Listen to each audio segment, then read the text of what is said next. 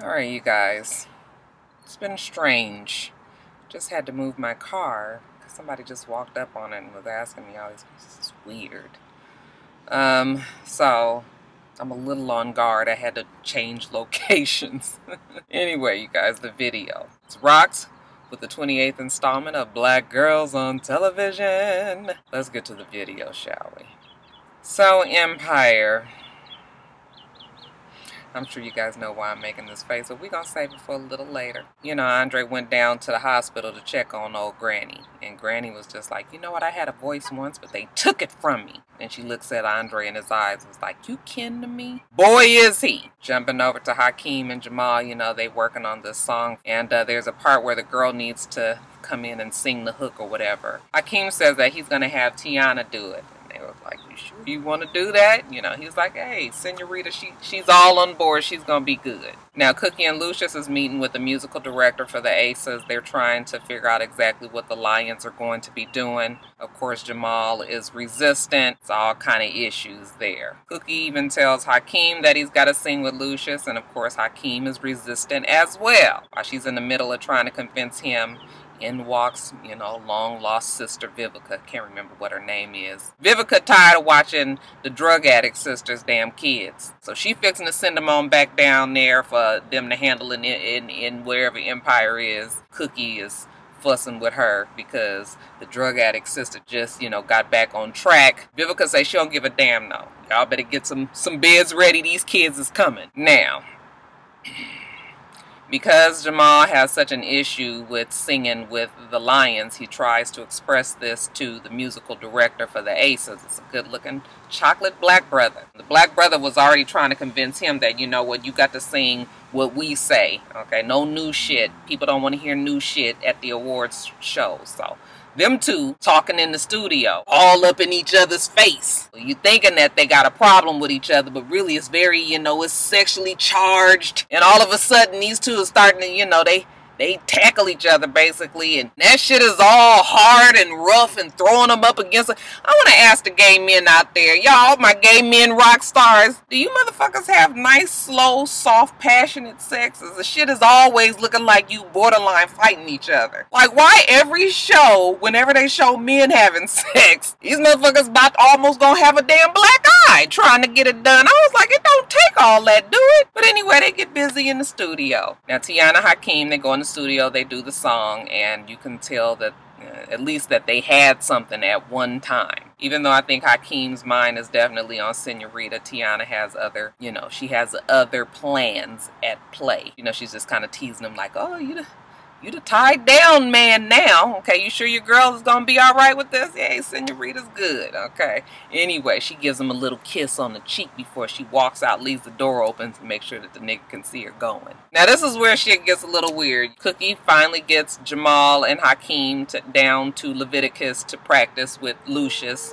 Okay, whatever they're gonna do at the Aces. And they talking about family. You know, Cookie's trying to get everybody to work together, and then all of a sudden, Andre walks in. Oh, family. It's all about family, huh? And here come dear old Granny. You know, she all like... Lucius is just looking like he saw a fucking ghost. And Cookie was just like, who is this lady? Well, it would be Lucius's mama. She was not dead. She didn't blow her brains out. She's been tucked away at a medical hospital for, you know, mentally ill. And Lucius has been paying the bill. So everybody is just like, didn't quite know that Granny was still alive. When she tries to walk up to Lucius and touch his face, you know, he back up, like, don't touch me. And he walks out the room. So Cookie, she gets him by himself, and she was just like, why did you tell us that she blew her brains out when she really didn't? And he was just like, you know what, my mama died when she tried to kill herself. When they locked her away, she was good and crazy. She was an evil person. She made me believe that I was the reason that she was the way that she was. He lost track of the lady when she got locked away, but then, you know, one day he was walking down the street and he happened to trip over her, and he couldn't afford to help her then. You know, he had a family of his own and they were struggling, but at some point he found her, he put her in a hospital, and he's been paying to take care of the lady ever since. But like he told Andre, he has no idea what he's done. The woman is dangerous, okay? And even though Andre might have had good intentions, yeah, you just kind of opened up the hornet's nest now. Contrary to what Hakeem believes, Senorita is mad that Tiana's singing the damn song. Okay, he was like, listen, baby, now, you know, we all work together here at the Empire. You can't think you're going to be on every single song with me. And she was just like, you know, I trust you. I just don't trust Tiana. Yeah, you best not trust a baby girl. Andre wants to take care of Granny. Rhonda ain't with it. Okay, you sure? Like, I mean, we ain't really too... I'm just mad at the fact that Andre was able to go get this woman who's been tucked away and being paid for by Lucius with, I'm assuming, strict instructions to watch this lady. Okay, why is it that Andre can just show up and claim that he's a damn grandchild? Even if he is a fucking grandchild, how do you just go and pull somebody out the fucking mental facility if they have a mental problem? Yeah, see that? This is the kind of shit that I'm talking about with Empire. But anyway, he want to take care of her. Rhonda say she ain't wanting to do that. Lucius and Cookie even believe that the lady needs to go back to the facility. Okay, let the doctors handle her. They try to get Thirsty to take her back, and you know, she was just like, I want to go with Dwight. So baby, Lucius got him a house guest. Okay, when they get to the house, he tells his maid, you keep your damn eye on her. You make sure that she takes her medication, open her fucking mouth, and look and make sure the pills go down. Now, Thirsty might not have been able to take Granny back to the facility, but Thirsty did get a hold of the blogger, the one that was trying to expose Cookie. Yeah, he got her in the car. He driving her down the street somewhere. It's dark, you know. She was just like, what are you gonna do, kill me?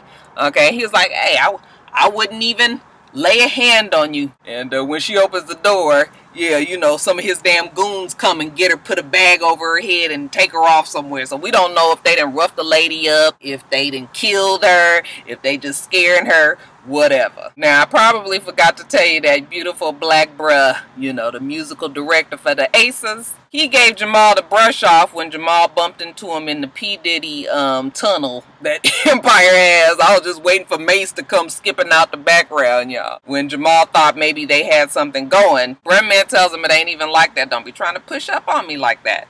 But once Jamal is at home, bruh come to the house and he wants to be all up on Jamal again. And Jamal's like, look, I'm not, you know, you can't, I'm not hot, cold, all of this. What's going on? And the guy was just like, yeah, well, I'm not like you. I'm not out the closet, basically. Jamal's like, I can't be sneaking around with people that's not out the closet. Back to Lucius, he depressed that his mama's back. He just don't really know what to do. You can obviously see that this woman has quite a bit of control over Lucius, even some 30, 40 years later. Cookie can't understand why he just so blah. She was like, nigga, you need to get it together, okay? You are the king. You do everything your way, not anybody else's way. So you better get your shit together. Skipping over to the sister that's off the drugs and Vivica Foxchild. They sitting down at a cafe somewhere and they discussing how the drug sister wanted to tell Cookie that, you know, she had Lucius take care of a few people for her, kill some folks for her back in the past. Vivica was like, nah, girl, that ain't what you want to do. While they're talking, though, of course, there's a sinister looking black man that's listening to every word that they say. So you're like, dun-dun-dun. Somebody's gonna get something on Lucius. Now, Granny at the house with Lucius, she playing on the piano. You know, a cute little ditty, I guess. Lucius overhears the song. Come sit down with me, Dwight. My name is Lucius. He sits down next to her and he plays the song, you know. Do you remember this song, Dwight? My name is Lucius. But Lucius, Dwight, whatever the fuck you want to call him, he does remember the song. They play the song together. He sings some old over out of control vibrato, you guys. I was just like, at least we know where Jamal get that shit from. The shit look real innocent, but while they singing, Granny, you know, she put the hammer down on him like, you told your family bad things about me, like I was crazy or something, but I'm not. I'm better than that, Dwight. Okay, Lucius gets up. My name is Lucius. That's all he could say. And then, of course, you know, Lucius, he's inspired by the song. You know, he goes to Leviticus and he's like, something my mama gave me. And he plays the song, and Hakeem and Jamal and Cookie, they all love it. So they have a happy family moment, you know. They family, they love each other, okay. In the meanwhile, let's jump over to Rhonda and Anika. So Rhonda is staying with Anika still, and you know, Anika's got the house all babied up. She's got some movers in there moving more shit in, and something's about to fall, and the damn mover pushed the hell out of fucking Rhonda, okay? She was just like, oh! When the shit happened, she had a flashback of her going down the stairs, and now she believes that somebody pushed her down the stairs. What I want to know is why the movers didn't check to see if she was okay. Okay, they just kept on moving shit like, oh, okay, bitch, we almost pushed your life away. Anyway, now she believes that maybe she was pushed and it wasn't just a slip and fall. While I'm sitting there looking at it, I was just like, Lee Daniels, now I done already told you guys that this shit better not be as convenient as it looked like it's playing out, right?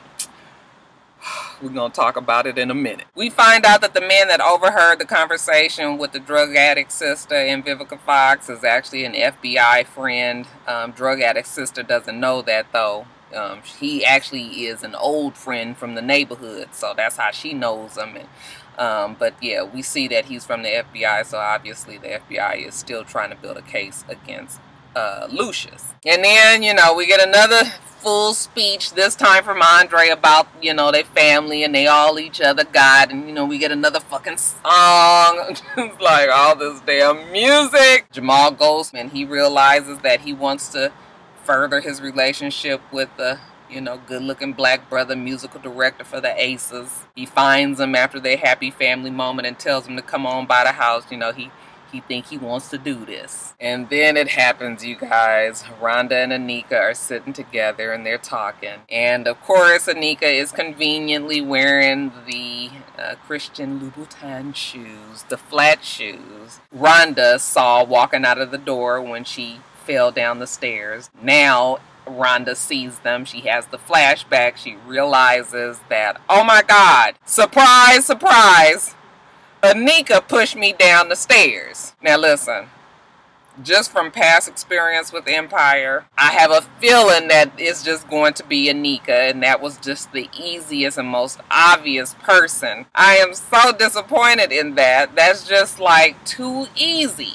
So the other part of me is still hoping that maybe it was not Anika. Maybe she went there and saw the girl laid out and decided she didn't need to say nothing, okay, because it was going to look suspicious, and that's what Rhonda saw walking out the doors. Her leaving the scene of the crime because she didn't want to implicate herself. That's what I'm hoping it is. But something tells me that no, the shit is just gonna be easy, and that it was, you know, that it was Anika that pushed her down the stairs. I'm just like, this is some bullshit, you guys. And I told you, this is the bullshit that's gonna keep me from wanting to review this damn show next season. I'm just mad about that. Like, too easy.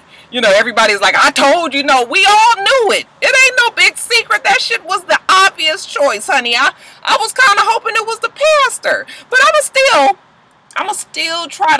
I'ma hope that my other, you know, my other conclusion is really what it was, but child, whatever. At the end of the damn show, you know, mama. Now, all the time that Lucius has talked about his mom, well, he hasn't really talked about her. I guess it's, you know, just been flashbacks. But we had the feeling that, you know, his mom was just mentally ill, but, you know, he loved his mom to death. And, you know, that she was good to him. She just had some bad times. But now, no. Mama was just 100% evil, just all the way around, who controlled her son Lucius and still does it to this day. So, yeah, she done sent away the maid, she said, and she cooked all these damn cakes. She gets Lucius to tell him to sit his ass down there. You gonna eat all this motherfucking cake, nigga, because I sat there and I worked hard. She got a big ass butcher knife in her hand. She gives him the speech about, yeah, I did everything for you and you didn't appreciate it. She was fine until the nigga was born, and once he was born, that's when she lost her mind, and that's all because of him. She asked him, do you love me? Okay, he looked real damn scared. He was just like, yes. She says, you a liar, because if you loved me, you wouldn't have put me away for 21 damn years. And he was like, you were sick.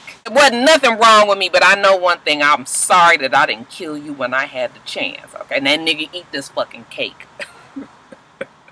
So, I mean, that shit was entertaining enough, because finally it looks like Lucius has met his match.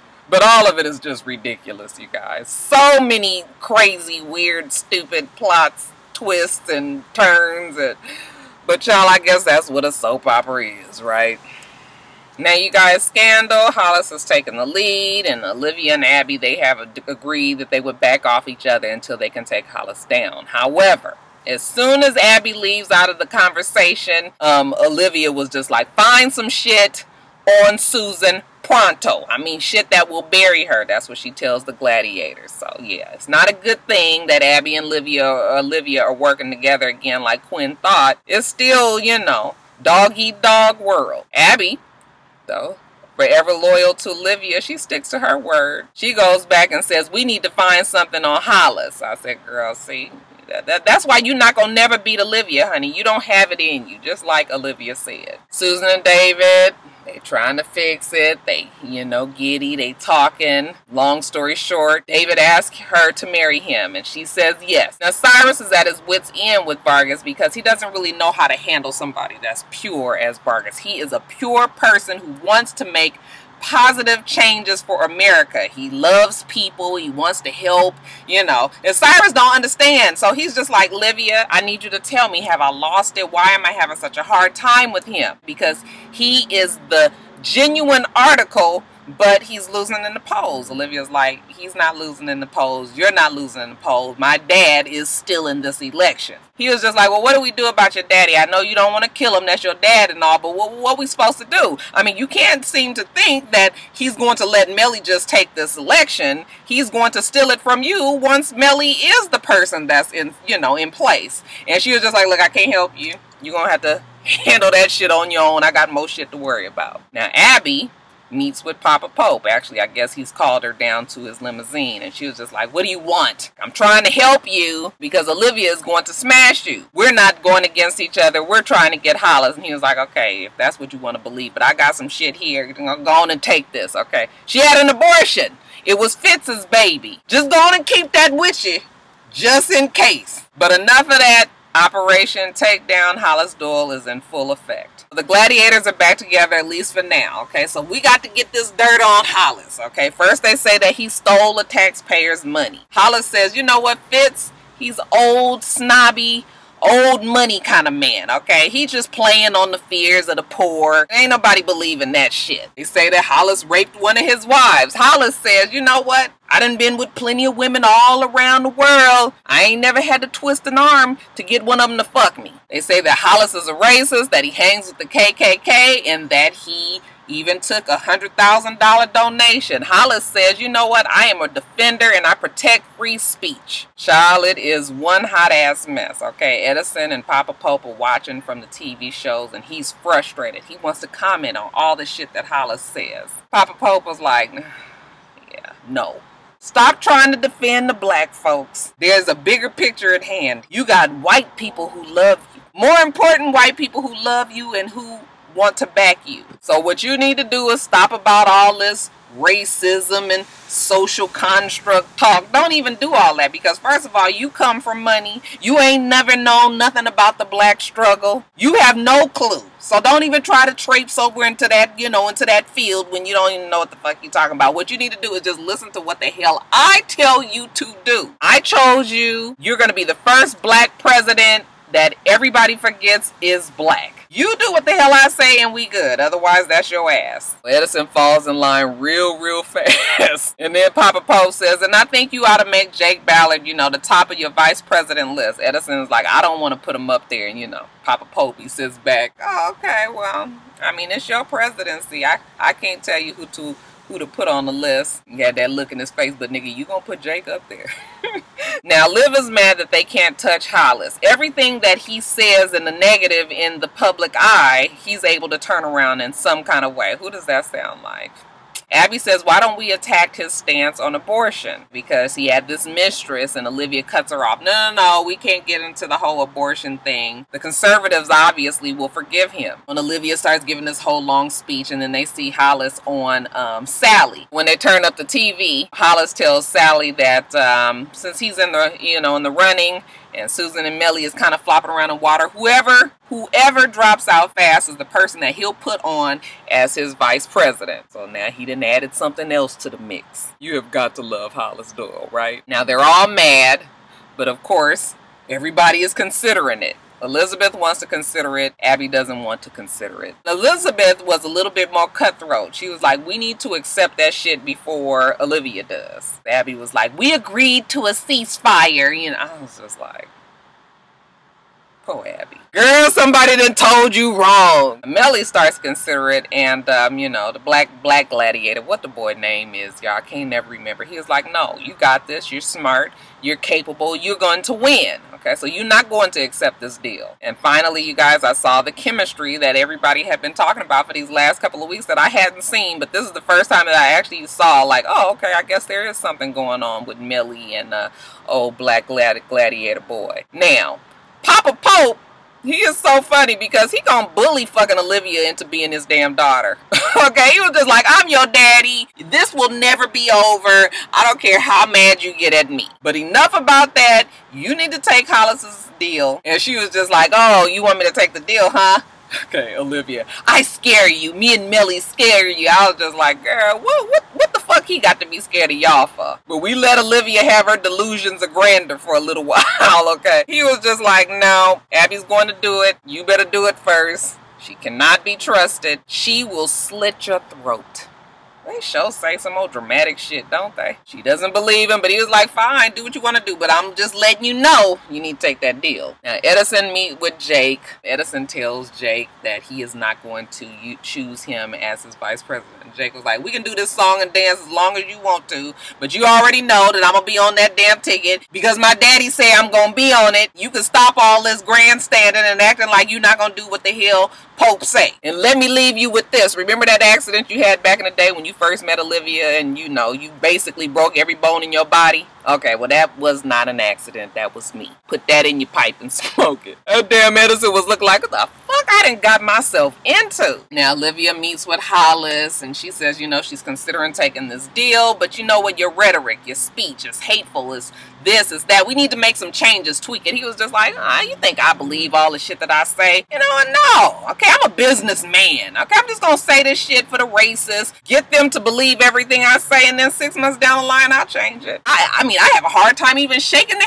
hands of those inbred, nasty country folk. Why he say that, y'all? When Olivia goes back to her damn office to tell everybody that she met with Hollis, they thinking that she went to work out a deal, but we find out very shortly after that when he goes back onto Sally Langston's show that Olivia actually had recorded everything he said and provided it to Sally. So when Hollis was there and Sally, you know, she is the definition of a good country girl. She is very offended by the things that he said. What do you mean by that? Of course, Hollis can't back himself out of it. The shit that he said is right there on camera. He said it was taken out of context, but honey, she played more of it. Like, okay, what the fuck did you say? So yeah, he finally, they done got Hollis Doyle out the way. We go back to Olivia and Abby. Yeah, the ceasefire was fun while it lasted, but bitch, we back to being enemies. And Olivia warns Abby that she's not going to pull back. Abby was just like, that's fine. That's going to make it even sweeter when I whoop your ass. I said, Abby, girl, you ain't even knowing. Now, Olivia, she goes to talk to Edison, okay? Edison's here is just like, fuck. Okay, I got to deal with your damn brother, your daddy, and now you. You the reason why all this shit is the way it is. She was just like, I respect you. He was like, you don't respect the damn thing. And she was like, listen, I know my daddy. I know he's trying to control you. I know that Jake is going to be the vice president. He's doing all this because he feels like he can control you. But you do some shit where he can't control you. Get out there, say some shit that's going to piss him off and alienate, you know, the people that support you. And I'll make sure that you have a very good shot next term. So he does exactly that. He gets out there and he lets loose for a good long time. He started talking about all that racism and social construct that he wanted to talk about to begin with. He lays it all out on the line. He calls Hollis a disgusting racist. He even threw some Black Lives Matter in there. Y'all know that pissed the white folk. As soon as he finishes his whole speech, you know, somebody says he just lost the presidency, and he just smirks to himself like, that's exactly what I wanted to do. But, you know, I'm worried for old Edison. I said, don't nobody go against command. Next thing we know, we see Vargas on the phone. He's talking to Edison. Edison is conceding. Okay, so Vargas is the last man standing on the Democratic ticket, and Cyrus is happy as hell. They did it! The gladiators get enough dirt on Susan to put her out of the election. And Abby is working on her dirt. She calls a Secret Service man that was, on the detail of Olivia when she lived in the White House. Where did she go the night, the last night that she was in the White House? So she's confirming the story that Papa Pope gave. So we assuming that, that is her dirt that will put Melly out. She calls Olivia and says, we need to have a meeting. We need to talk. Olivia's like, I agree. You must have some shit. I got some shit too. Abby is thinking they're going to have a one-on-one. But no, Olivia, always the controller. She calls all the parties involved. That would be the president, the vice president, Elizabeth, David, Melly. They're all there. Abby was like, this is not exactly what I meant. Olivia's like, no, we're going to keep everybody all involved. They tell them what the deal is. We're going to give you guys the dirt. Whoever feels their dirt is the worst will drop out. We won't air the dirt, and, that'll be the best way to win the fight against Vargas. Fitz agrees that this is a good idea. Susan is not with it, but you know what? Okay, whatever. What is the dirt? So we find out the dirt on Susan. Okay, David dropped the sugar farmer's case that the governor of Florida was asking him to drop so that she can be endorsed. Susan didn't know that. She's pissed off. You did that? What? Okay, you lied to me again. Okay, so yeah, that's bad. Okay, so what is the dirt that you have on Melly? Abby, she's hemming, she's hawing, she's looking at Olivia, and then she says, well, Melly, she consulted a psychic when her son died, and she wanted to talk to her dead son.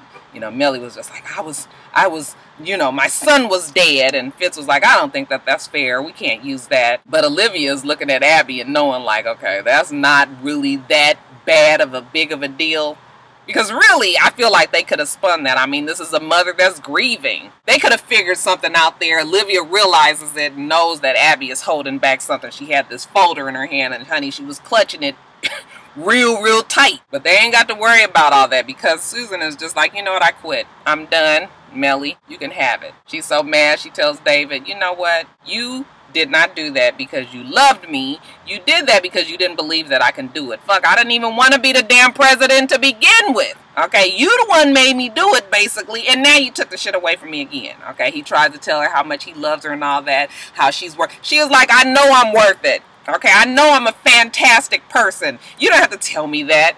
She went on to her Shonda speech again. Uplifting women and rah, rah, rah. She kicks his ass out. Basically, I'm done with you. Don't come back. I got shit to do. But she's hurt. You know what? Susan gonna be fine. Okay, so she goes and she endorses Melly, and Melly is very happy. Right when Melly is celebrating with the black gladiator boy, whatever his name is, they have a moment in the hallway when they're going to kiss, but they don't because Melly has to go and give her speech thanking Susan for backing her. So she goes in and she does her speech, and Melly is happy, and Susan is out the race. So now it's just Melly and Vargas. Cyrus and Olivia, which is going to be a monster of a whole nother kind. But Olivia knows that there's more to this story. Abby had more dirt. Absolutely no way that was all she had. So she goes to Abby and she was just like, what do you have on Melly? Abby says, I didn't have anything on Melly. She says, oh, you had something on me? And she was just like, yeah, I know about the abortion. Olivia was just like, well, I don't regret that. And I guess that would have hurt Melly, but really it would have hurt Fitz more because Fitz didn't even know I was pregnant. But how did you even find out? Well, I found out from your dear old dad. And Olivia, I can't be sure, but I don't think he's done with you just yet. And then, of course, the last scene of the show, we see Papa Pope and Jake. They go to Edison's office. It's all dark. If Papa Pope didn't look like some damn big-ass gangster and Jake is goon behind him, they walk in and Edison was just like, you can't do nothing to me. Okay, I'm sorry, I don't care. I ain't taking back shit. Papa Pope was like, I ain't trying to do nothing to you. Then all of a sudden, Jake slams his head down. I said, ooh, I bet you that shit hurt in real life. I know we acting, but you a little rough. That Jake whispered down in his ear, he put the threat of the devil himself in him. Tells him, I'm going to keep you alive because we might need you in the future. But when Papa Pope walk out that door, that damn Jake become a fucking sissy. He was just like, tell Olivia that I need her help. I want to get out. Okay, I'm chasing the sun. This motherfucker was like, help me. Alright, you guys, look like the coast is all clear. I'm going to get on back to work. You guys remember to rate, comment, and subscribe to the channel. I'm itsrox. The channel is for itsrox. Everything else I do, I'm in the bottom bar. Alright? Alright, so I hope that you have a wonderful, wonderful rest of your day, and I plan on doing the same.